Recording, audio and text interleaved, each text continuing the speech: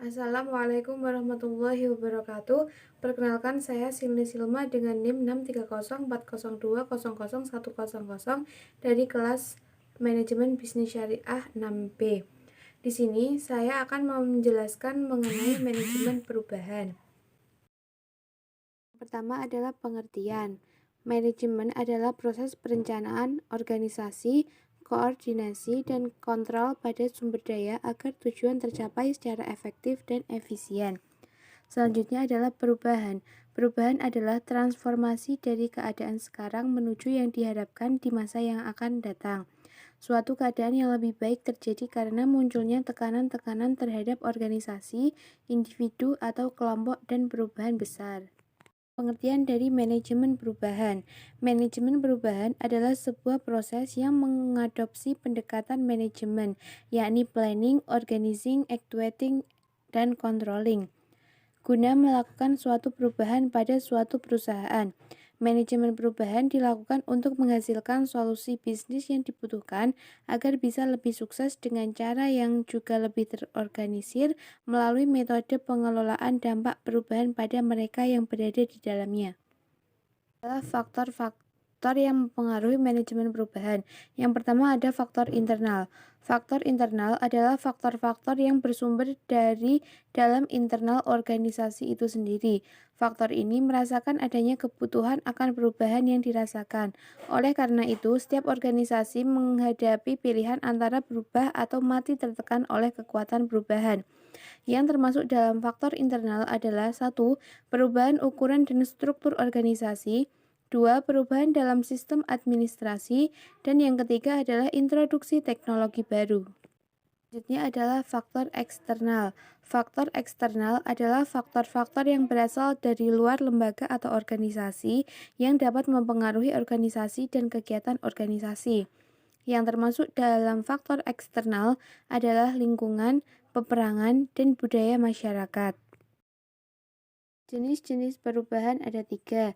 Yang pertama smooth incremental change, yang kedua bumpy incremental change, dan yang ketiga discontinuous change. Smooth incremental change yaitu perubahan akan terjadi secara lambat, sistematis, dan bisa diprediksi. Nah, sedangkan bumpy incremental change perubahan yang mempunyai periode relatif tenang. Discontinuous change adalah perubahan yang ditandai dengan adanya pergeseran cepat terhadap struktur, budaya, strategi, dan ketiganya secara bersamaan. Terdapat 2 pendekatan utama untuk manajemen perubahan. Yang pertama adalah planned change atau perubahan terencana, dan ada emergent change atau perubahan darurat. Pendekatan yang dipergunakan tergantung pada kondisi lingkungan yang dihadapi oleh organisasi. Termasuk dalam planned change atau perubahan terencana yaitu exploration phase, planning phase, action phase, dan integration phase. Selanjutnya ada emergent approach atau perubahan darurat.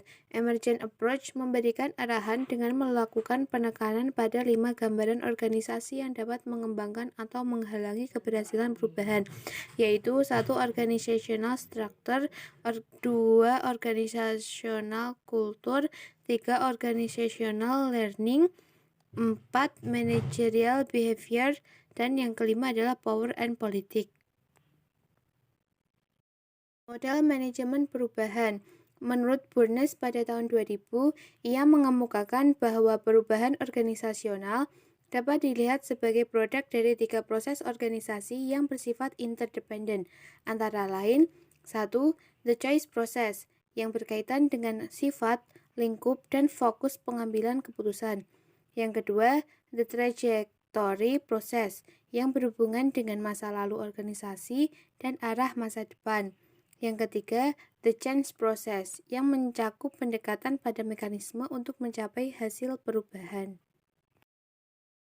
Proses manajemen perubahan.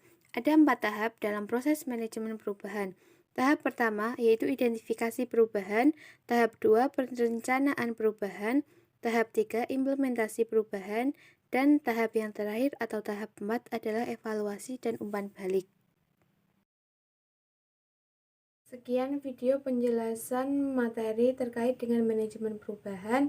Jika ada kesalahan saya mohon maaf. Akhir kata, wassalamualaikum warahmatullahi wabarakatuh.